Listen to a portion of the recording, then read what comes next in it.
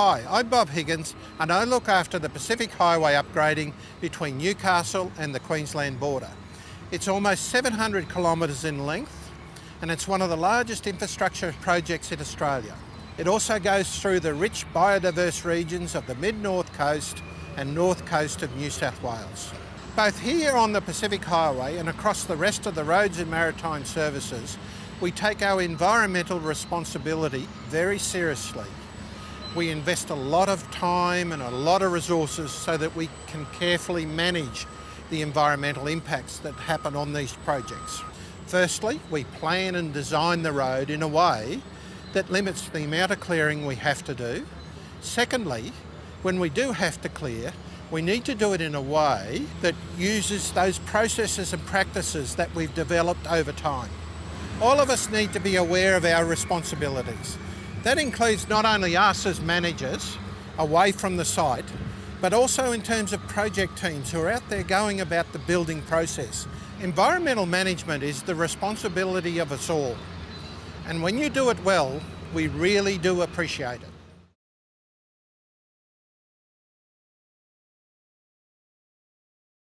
Hi, I'm John Dengate, and in my life I've worked for the National Parks and Wildlife Service, telling farmers all about animals, and with the Department of Environment and Climate Change. And one of the things I'm passionate about is the importance of biodiversity, the richness and variety of our native flora and fauna. Today, we're going to look into how the world of road construction and biodiversity come together. Here to talk specifically about vegetation is Roads and Maritime Services Environment Manager, Andrew Cook. Now, Andrew is someone who is passionate and whose job really is about preserving as much of that biodiversity as possible while helping Roads and Maritime deliver much needed infrastructure. Hey, Andrew. G'day, John.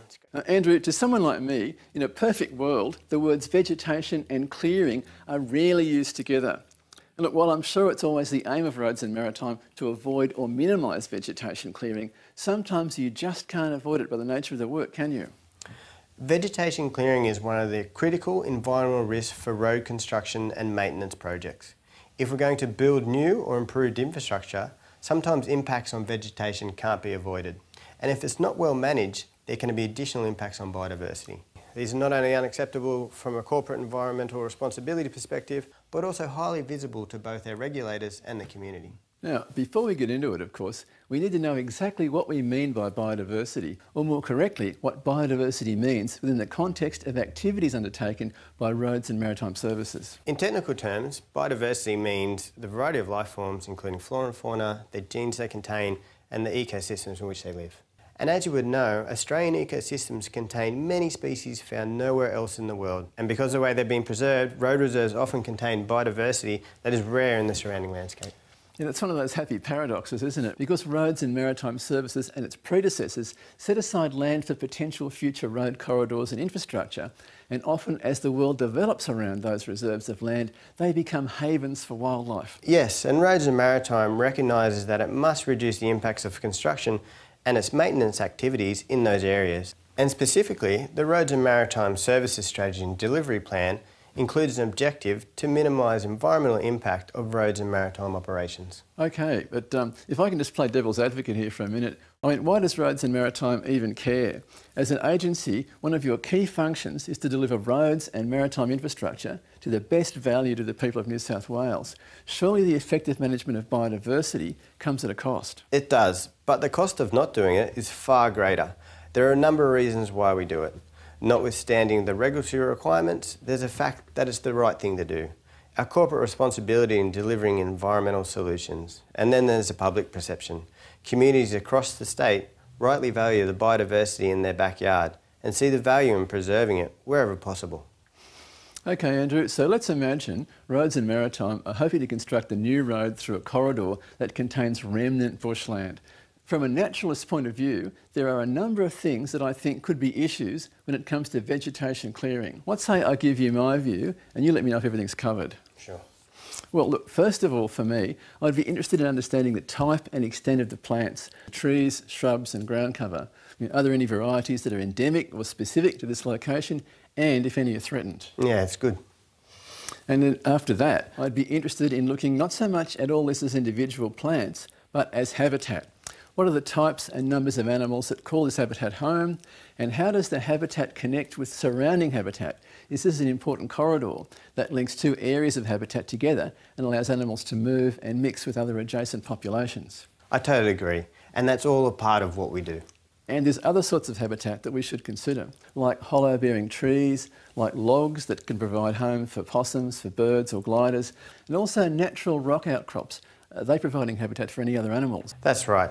Everything we've just discussed is covered in the investigations done by Roads and Maritime when planning construction projects. And this is where we bring in licensed and experienced ecologists, because not everything is obvious to the untrained eye.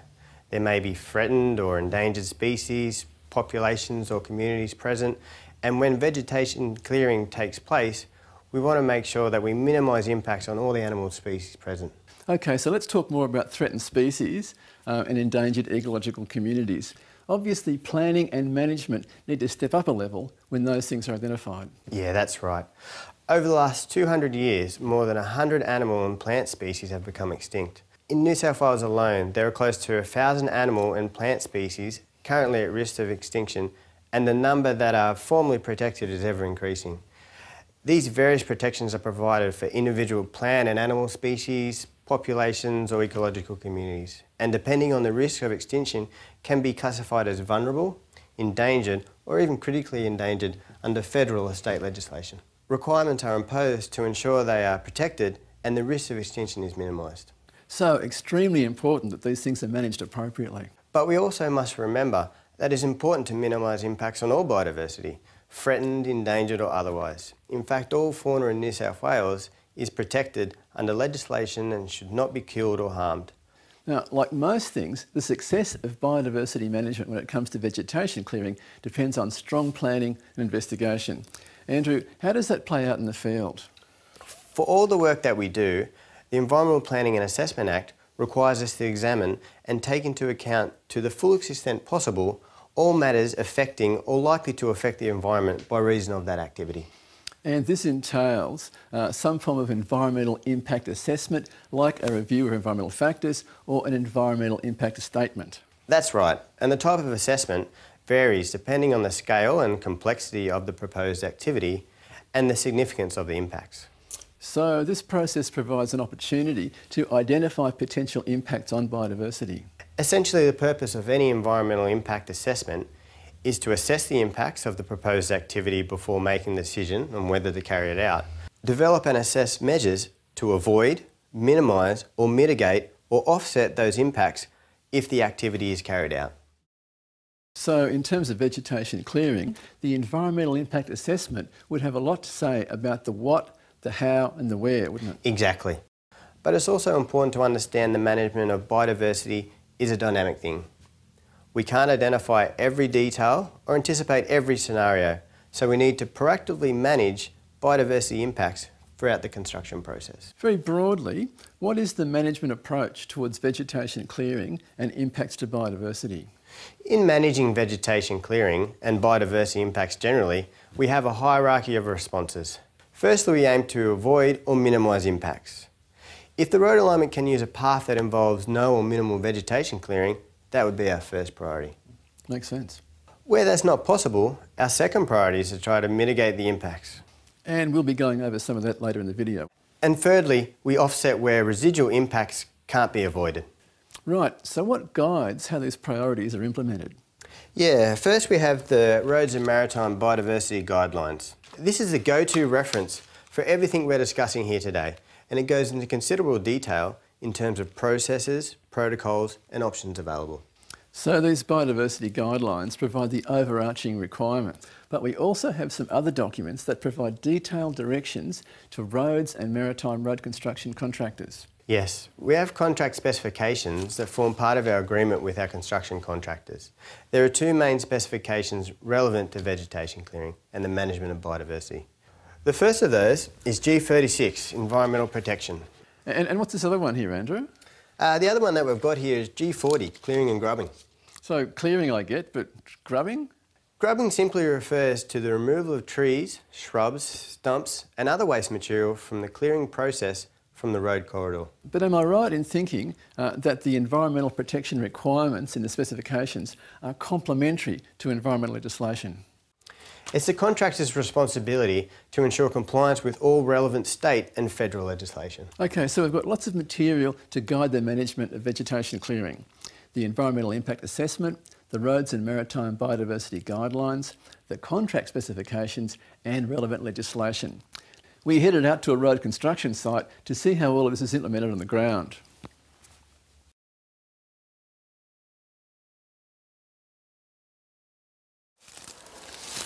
So, Andrew, we're here at what will one day be a major piece of roads and maritime infrastructure, a dual carriageway on the Pacific Highway. Work's begun elsewhere on the site, but when does it actually start here? Looking to start construction here in probably about a month's time. And I guess that means that the environmental assessment process has been going on for at least a year, that the issues identified in that have been incorporated into the contract for the successful tenderer, and that's all now in place. Yeah, and we're entering a really important part of the project, and that's the pre-clearing process. So that's when we use all the information that's been in the environmental assessment, and we go out and confirm this by doing the pre-clearing surveys and investigations. Now, to my trained eye, this is obviously remnant bush, and I guess that's the particular situation where the pre-clearing process comes to the fore. Yes, and it's during that environmental assessment process where we've gone out and identified a number of sensitive areas. That could have been threatened species habitat, endangered ecological communities, and we've designed the road to minimise impacts to them. But unfortunately, we're still in a situation where we're having impacts on native vegetation. Well, I guess the values that you're impacting on are things like trees with hollows, like the layers of vegetation that provide food and shelter for birds, and I guess even things like animals' burrows and that kind of thing. Yeah, and despite what is protected status, it's all biodiversity and it's all important. And I guess it's not just natural features either that you have to be concerned about? Yeah, it can be some man-made structures like old bridges or culverts, and that usually provides habitat for a number of bat species, and more often than not, they're threatened. Okay, so all that's been considered, back to the project here, what happens now in terms of the pre-clearing process? Yeah, we use the pre-clearing process to help designate exclusion zones, where clearing can and can't be done, and sort of come up with the management strategies that needs to be put into the clearing process itself. So tell me more about that process. Well, firstly we need to get our hands on the environmental documents, and we need to go out and confirm some of the important features that were identified on site. So do you physically walk the site and confirm all those details before you start? Yes, we do. We need to know the exact locations of the threatened species and endangered ecological communities. So things like migrating animals coming out of hibernation, unusual weather patterns. I guess there's lots of changes that you have to actually test for, and to do that you need an expert. We do, and we need an experienced and licensed ecologist, preferably with an intimate knowledge of the local area. And it's not just threatened species that you're after either, is it? No, it's all the species identified during the planning process. It's also important habitat features identified, hollow-bearing trees, habitat trees, and also an opportunity to trap and relocate any fauna that's within the clearing limits. So how are these features identified?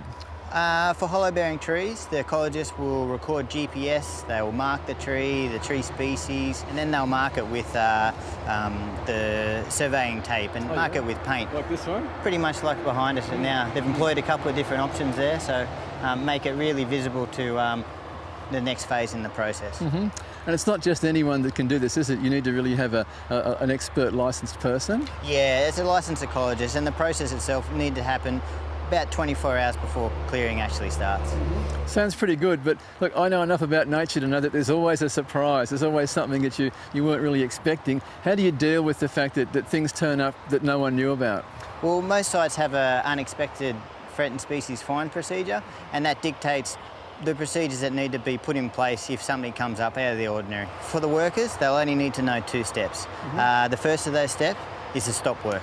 Yeah, better to be safe than sorry, I guess. And what's the second one? The second step is to contact the environment manager, and then they'll coordinate through the licensed ecologist, further investigation. They'll determine the likely impact on the species, and determine also some management actions that need to put in place. So if an impact is going to occur, I presume the environment manager would have to go and get the appropriate approvals and licences from other government agencies. Yeah, and that's correct. But basically no work on site should start until the environment manager has authorised it.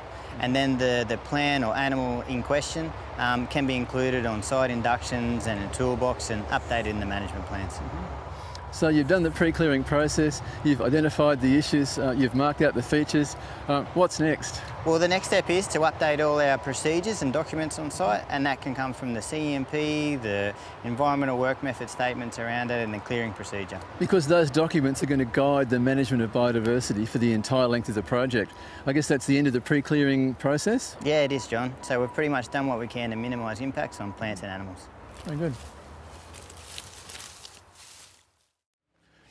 So Andrew, we've gone through the pre-clearing process, we've identified the biodiversity issues, we've marked the key features. What next? What we need is a method to clearly delineate the habitat that we need to retain on site and to the areas that we can work in. So that's the exclusion zones? Yeah, like this one. We need to clearly identify the habitat that needs to be protected and retained, but we also need a method of preventing distribution of pests and weeds. So as an exclusion zone, we're not necessarily talking about the limit of clearing, but rather an actual exclusion area where access is prohibited.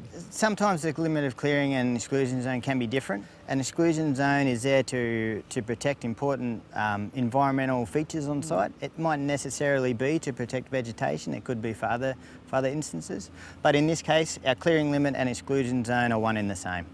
And normally the exclusion zone is exactly that. You can't go in there with people or machinery. Yeah, that's correct. So it's been identified usually through the environmental impact assessment process or during some of the pre-clearing process, an area that to be protected to prevent inadvertent damage occurring within it. So I guess machinery is an obvious one, but what are the problems if someone just walked through an exclusion zone? There could be small plants in there that we're looking that could be trampled by foot, that could be the impact. And the other thing that some of the workers on site aren't completely aware of is they could be transferring weeds and pathogens and other disease that they could be transferring it into an area, an exclusion zone, where we want to keep that, the pests and the weeds out. These indirect impacts are pretty hard to manage. How can we ensure that soil compaction doesn't happen in the root zone of trees? We look at the drip line of a tree and set up the exclusion zone around that drip line, and that we can protect the inadvertent damage like soil compaction that could occur from machinery or storage of other plant materials on site. So it's important to clearly delineate the exclusion zones. Yeah, clearly delineate and make it visible. This example here is a great one. It's one of the types of fences that we see quite regularly on site. Could also have helicopter tape, which is some of our more common types of exclusion fencing.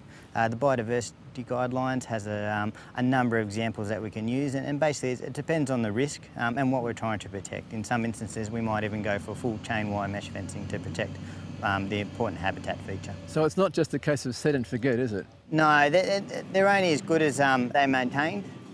So especially after storm events, they need to be regularly inspected. Anything from wind, branches falling can knock down the exclusion fence, and then if it's not visible, there's potential for workers or plant to go into that area. That's good.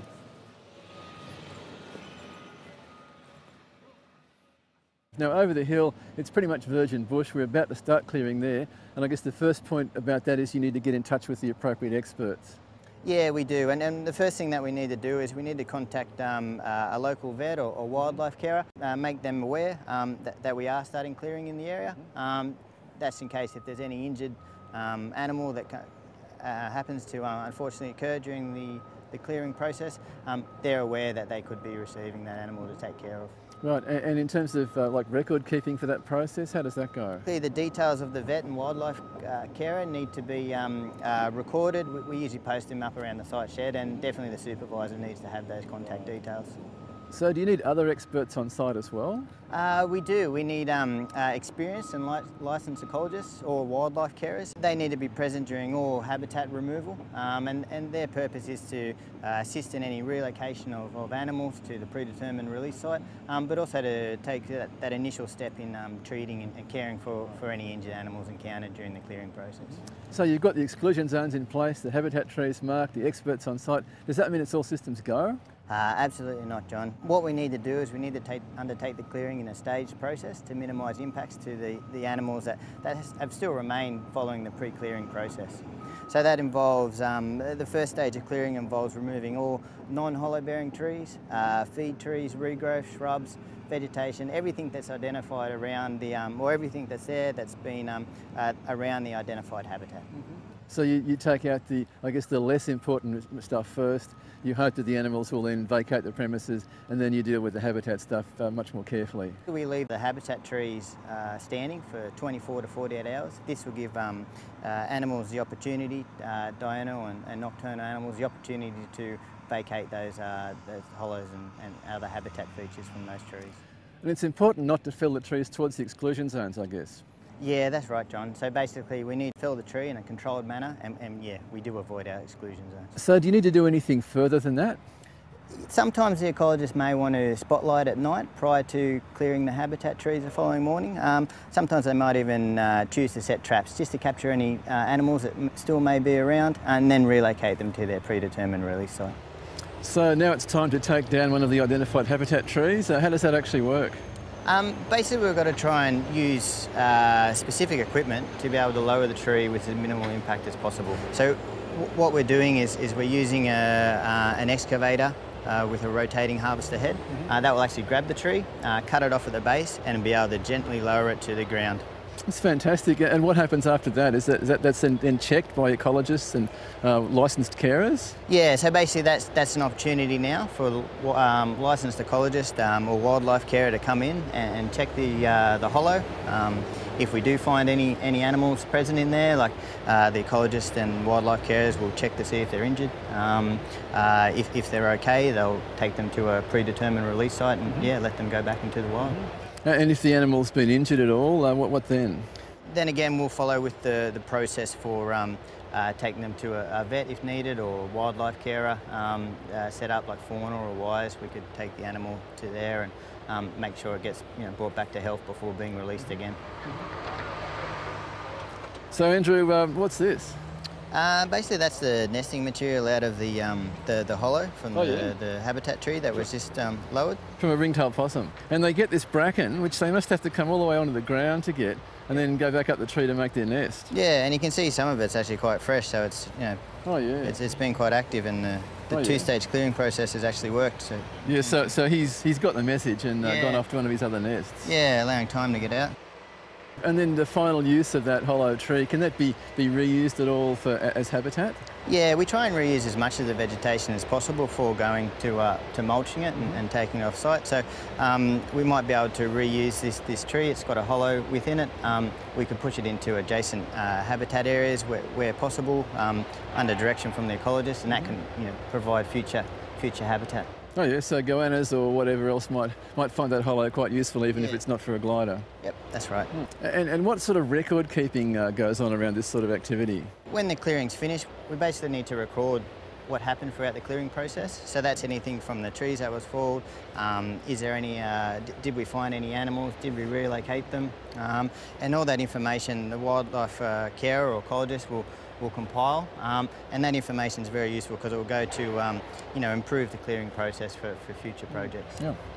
So we now know the procedures for removing vegetation, but it's wrong to think of vegetation as being the only source of habitat. Logs like this one and rocks and things like that can also be really valuable for goannas, reptiles, amphibians. What are the procedures if you have to remove bush rock? Basically the procedures for removing bush rock are very similar to how we remove vegetation as part of the clearing process. So it's about following procedures, getting expert advice, I guess doing things when the seasons are good, like if the animals are away from the area, and generally trying to minimise the impact. Yeah, and another thing that we want to try and do is minimise the impact to the bush rock itself during the physical, when we physically remove it, but also minimise the area of disturbance too in terms of erosion risk. And in terms of placing the bush rock, is there any issues there, or you just try and recreate the habitat as well as you can? Just trying to recreate the habitat, similar to relocating fallen hollow bearing trees during the clearing process. We need to make sure that where we place them, we minimise disturbance to the habitat that we're moving them into. And record keeping, I guess you've got to take records of what you got, where it went, what animals you encountered, things like that? Yeah, exactly. Pretty much everything that we do for the clearing process, we need to record in terms of if we're going to relocate bush rock. So I guess that helps you next time round to know how things work out and how best to do it. Yeah, that's correct.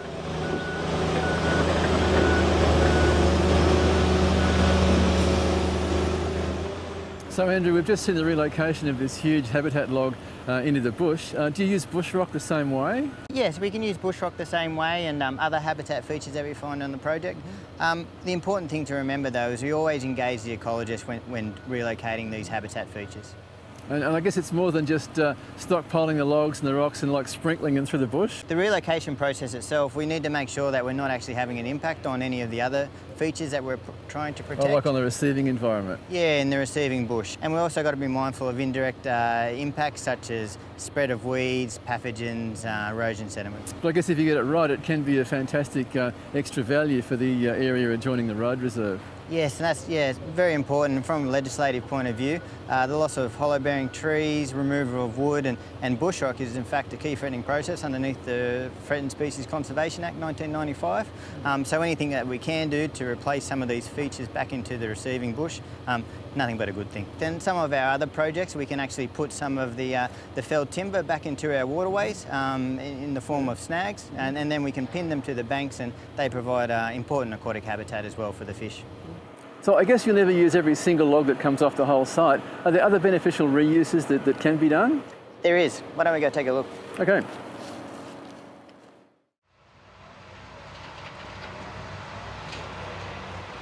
So Andrew, lots of excess vegetation on the site. I guess beneficial reuse includes mulching like this is here? It does. Mulch can be reused on site in a number of practices. We can use it for minimising erosion, so it can be spread as ground cover. It can be used as filter bunds, so protecting from sediment, but also can be used as part of the final landscaping. Yeah, really valuable product, but I guess there's this issue with tannins, isn't there? And look, I just got some of this. This is a sample of the runoff water. Not very nice. Yeah. What's the issue with tannins exactly? The issue with tannins, it usually comes with some of our larger stockpiles or mulch that has been left laying on the ground and it's got wet. So it leaches out and produces the tannin. Tannin's a natural product, isn't it? It is, but it still can have impacts on the receiving waters when it's produced in, I guess, such concentrated volumes that usually gets produced from mulch stockpiles like this. So we need to come up with a management protocol or something similar to help manage the mulch and the tannin leachate. So how's that being managed here? In this example that we've got here, what the guys have done, they've set up a perimeter bund that keeps any leachate that's being formed from the mulch stockpile. It contains it within this area. The bund's low enough to allow for a sucker truck to come and come up, pump the tannin out. And it also is being used, so you're not getting any water come on here. It's being diverted upstream. So only water that lands here is water that falls on the stockpile itself. And what kinds of ecosystems are most prone to tannins in the mulch? What we're finding is there's a lot of the coastal vegetation communities, kind of like Melaleuca, acacias, but also blackbutts as well. So I guess mulch can be a fantastic resource on site, but you have to manage the tannins really carefully. Yeah, exactly.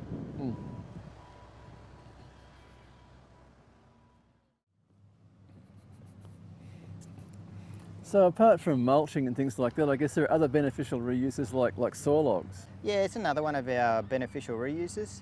So this timber's been identified to have commercial value. It's been stockpiled before it will be taken to a timber mill for further processing.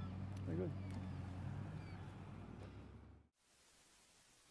So Andrew, we've looked at using natural materials like bush rock and hollows to improve the local bushland, but can we also use artificial means like, say, nest boxes? Yes, we can, John. And up above us here, we've got one of the many nest boxes in this area that we've established artificial habitat because we've removed the natural habitat of some hollow-dependent animals. So what are the first steps in installing a nest box? Well, actually, the first thing we need to know is actually, do we need nest boxes? And that's where we use, again, the experienced and licensed ecologists to come in and tell us how many and if we do in fact need them. Yes, I guess they're assessing the fauna and working out which ones might need nest boxes, and from that you then would need, you'd know the design, the location and all that kind of thing. Yeah, the design is very specific, and what we've got here is one of the many nest boxes. Oh, yep. The designs are very specific for each animal and also the materials that they're made out of. It's important to mention that at least 70% of all nest boxes must be installed prior to construction to ensure they're available as habitat prior to any clearing taking place.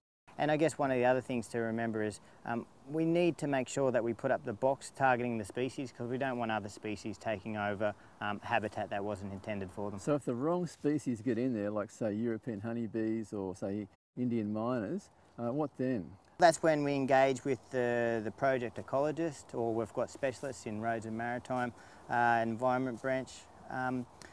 They can advise on how to get rid of those pest species. So you've got your nest box with the right sized hole, right materials, the right dimensions, you've got the locations figured out. Is that it, or is there more to the story? There is, John, and basically what we're looking at is a monitoring and maintenance program for these boxes. During construction, the project ecologist will probably at least come out every 6 months to check on the boxes, making sure they're not damaged. They'll also do checks of whether they're being occupied by the right species. And post-construction, is there monitoring then as well? Yeah, there is, and that usually is based on maybe once a year. The ecologists again will come out, they'll do some monitoring of the boxes, and that's to make sure that they are being used for their purpose. Is it a problem if the tree already has a hollow? It is.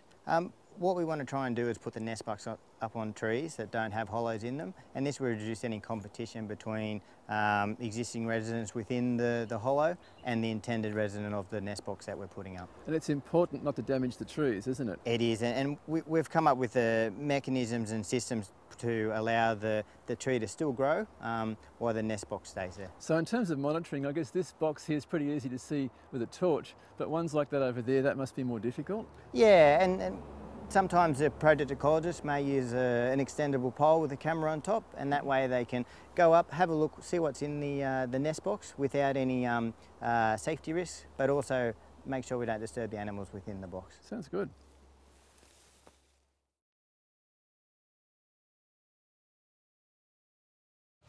So Andrew, we've gone through the process for getting ready for clearing the vegetation, but there must be some general things as well that you have to look at as you go along through the project.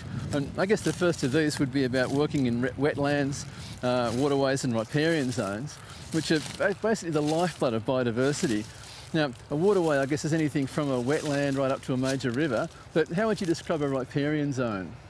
Basically, a riparian zone is the vegetation that extends up from the waterway up to the top of the bank, or creek bank, river bank. So that's what we define as the riparian zone. Yeah, a really important area, and I guess almost like the highways for animals, getting from one area to another to join up those bits of habitat. But you must have to have some special mechanisms in place to protect those places. That's right, John, and it's important that we have effective management measures in place for our waterways and riparian areas. So I guess exclusion zones would be the most effective way of dealing with that? When they're needed, but sometimes awareness, educating the workers of the importance of the area in is also a good tool to use.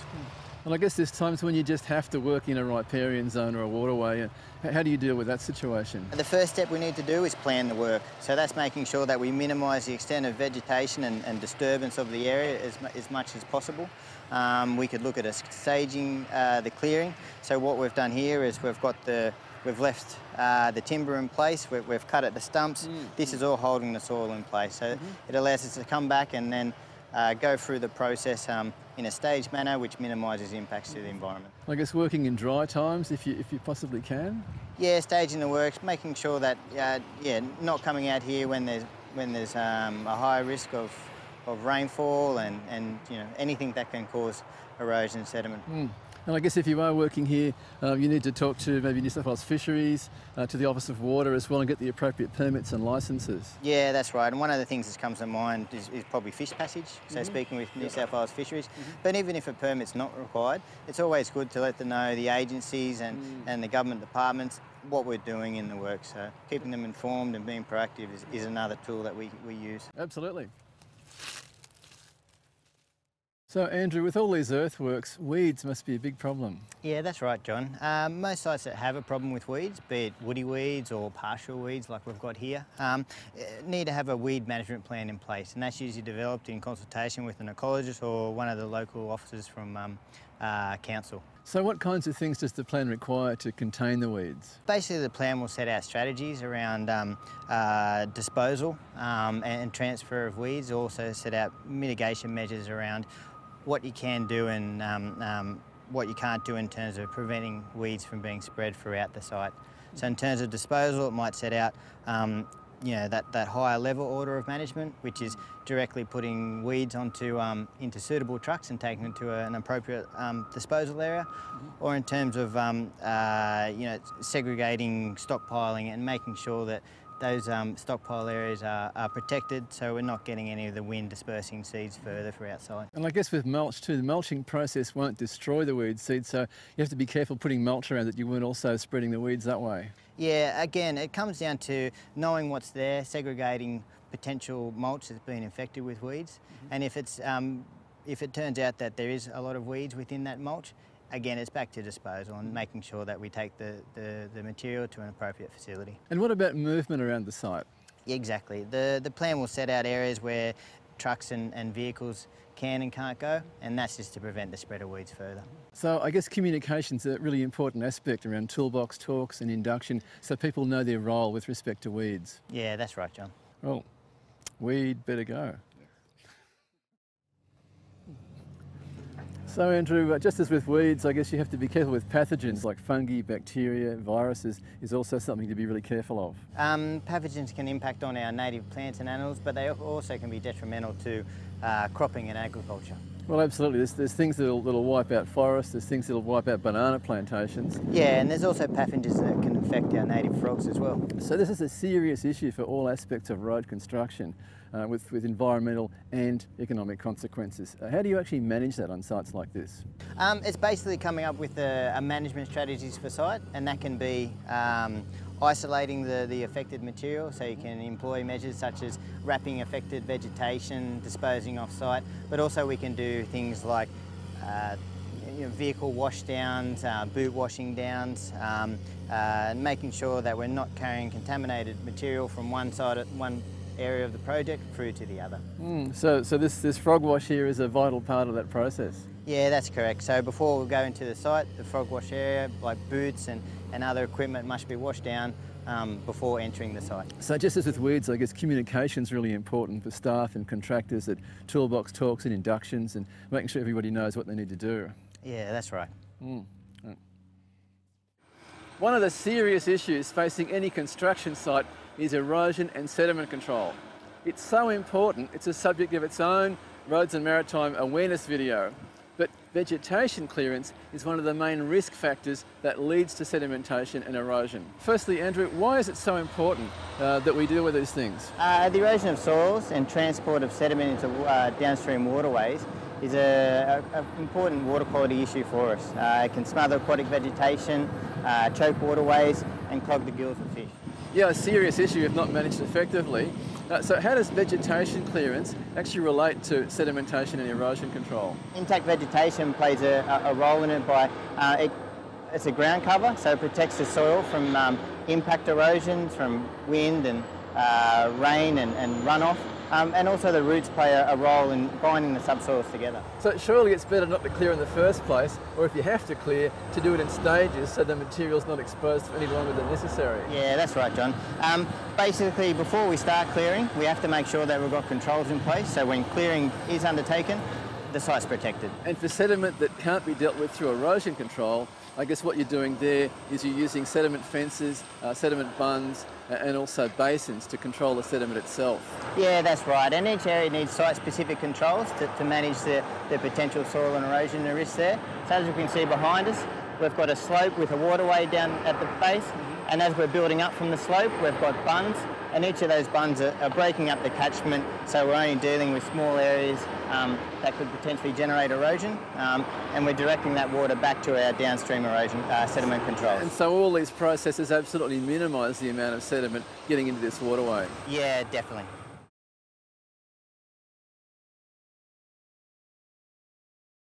Okay, Andrew, we've covered a lot of ground today looking at how to best manage vegetation clearing to minimise impacts on biodiversity. Let's go back over the key points. The first and most important point is that important habitat and biodiversity, such as threatened species, can take on many forms, from dense bushland to open scrub, but also built structures like bridges.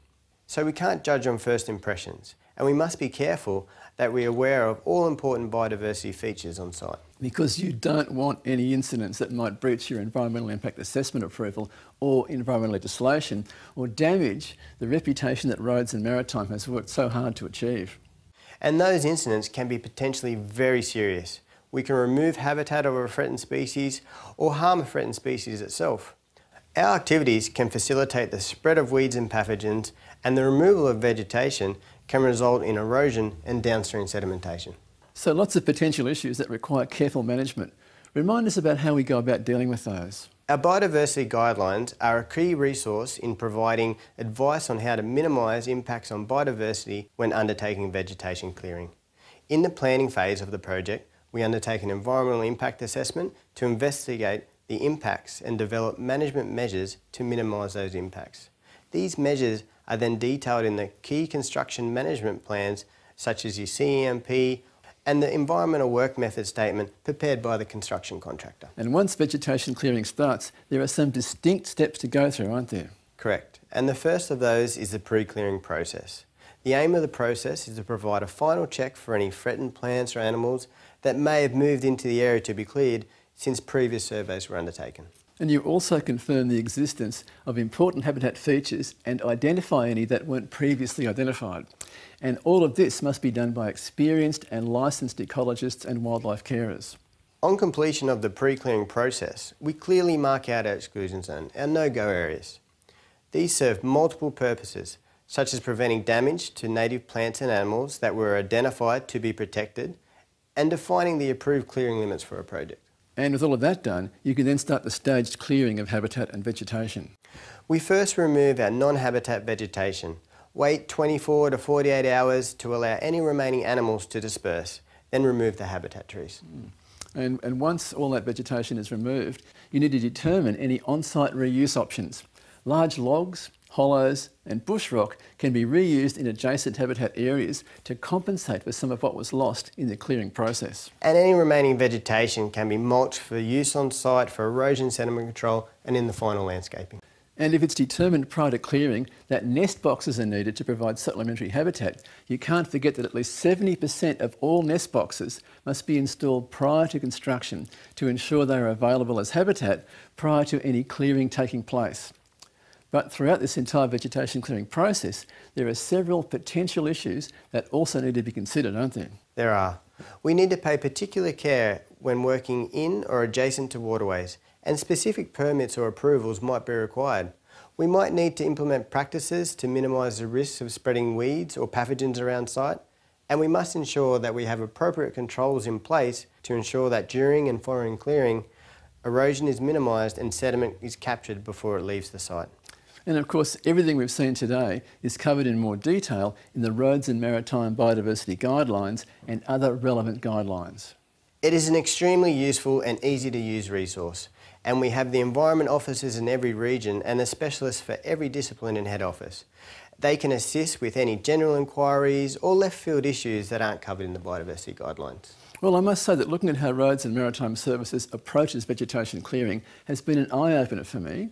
I, for one, am glad Roads and Maritime takes the preservation of biodiversity so seriously.